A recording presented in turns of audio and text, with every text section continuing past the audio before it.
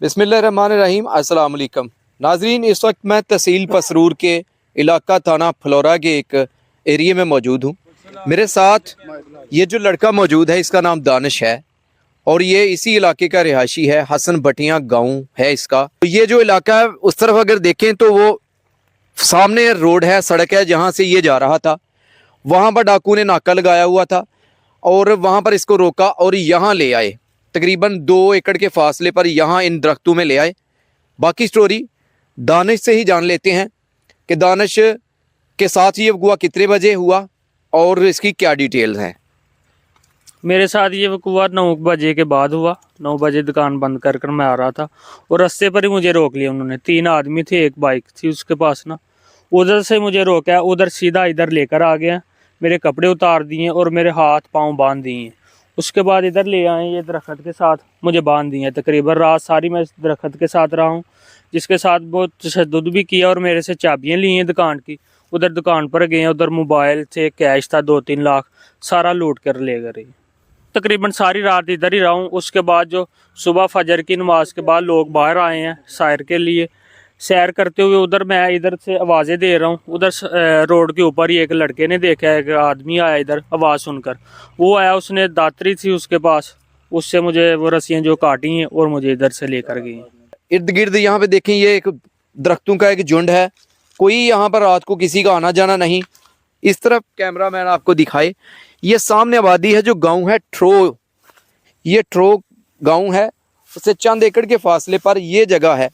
पहले उसको वहाँ पे बांधा, फिर यहाँ लाए, फिर जाकर वहाँ बांध दिया। तो दानिश इधर भी आपको लेके आए थे, ज़रा बताइएगा। जी हाँ, पहले इधर लेकर आए थे। अच्छा, ये जो रस्सियाँ ये मेरे हाथ दोनों बांधे हुए थे और ये टांग पर बांधी हुई थी। और ये जो कपड़ा है, ये सारा कपड़ा मेरे गले के अंदर डाला हुआ था। बिल्कुल मेरा जो सा है वो बिल्कुल बंद कर दिया हुआ था। ये दोनों कपड़े मेरे गले के ऊपर डाले हुए। अच्छा, ये डाकू के पास ये कपड़ा था, ये जो पड़ा हुआ है सामने सफेद? नहीं, ये मेरा कपड़ा था, खुद मैंने पहना हुआ था। अच्छा, ये उसने खंजर के साथ डाकू ने काटा है। अच्छा, सारी कमीज काटी है, मेरी बनान काटी है और मुझे बिल्कुल खाली कर दिया। सिर्फ सलवार थी मेरे पास, बगैर सारी रात सर्दी के अंदर मैं इधर ही रहा हूँ बगैर लिबास के। ठीक है। और ये कपड़ा सारा मेरे मुंह के अंदर डाला हुआ था और रस्सी के साथ बांधा हुआ था। मेरा सांस लेना भी बहुत मुश्किल हो गया था ना। फिर दोबारा 3 बजे के बाद दुकान पर गए हैं और जो कैश मैंने बताया था वो गले के अंदर है, वो नहीं मिला उनको ना। फिर दोबारा उधर आए हैं, फिर मुझे मारा है, तशद्दुद किया मेरे ऊपर।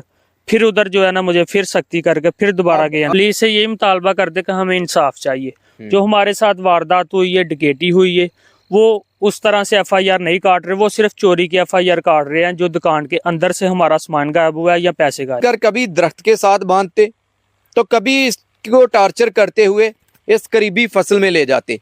तो यहाँ पर इसके साथ एक संगीन किस्म की डकैती की गई। असला के जोर पर इसको लूटा गया, तशद्दुद किया गया, इसको बांधा गया। यहाँ पर इसको सारी रात अगवा करके रखा।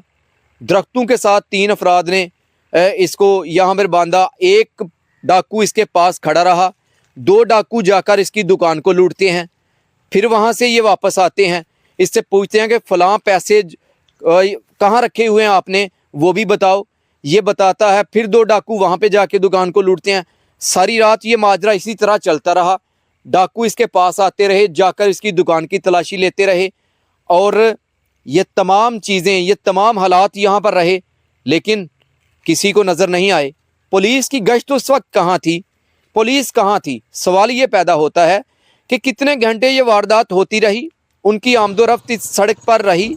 दुकान लूट के डाकू बड़े दन दनाते हुए, बड़े ऐसे जैसे अपनी दुकान है खोल के 2-3 दफा दुकान पे गए हैं, लूट मार की है।